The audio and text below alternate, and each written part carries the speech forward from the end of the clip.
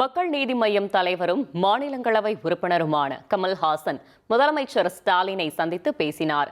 இந்த சந்திப்பின் போது மக்கள் நீதி மய்யம் சார்பில் பிப்ரவரி 21 மதுரையில் நடைபெறவுள்ள ரிமெம்பரிங் பாபுஜி நிகழ்ச்சிக்கான அழைப்பிதழை முதலமைச்சரிடம் கமல்ஹாசன் வழங்கினார். மேலும் தற்போதைய அரசியல் சூழல், தொகுதி பங்கீடு நிலவரம் உள்ளிட்டவை தொடர்பாகவும் இந்த சந்திப்பில் பேசப்பட்டதாக கூறப்படுகிறது. சென்னை மெரினாவில் அண்ணா நினைவிடம் அருகே அமைக்கப்பட்டுள்ள கலைஞர் நூலகம் என்ற அருங்காட்சியகத்தை மக்கள் நீதி மய்யம் கட்சித் தலைவர் கமல்ஹாசன் பார்வையிட்டார். 2024 ஆண்டு திறக்கப்பட்ட இந்த அருங்காட்சியகத்தில் கலைஞரின் அரசியல் வருகைக்கு முன்னதாக உள்ள நாடக வசனங்கள், திரையுலக படைப்புகள் மற்றும் தமிழ் இலக்கிய சாதனைகளை கமல்ஹாசன் பார்வையிட்டார்.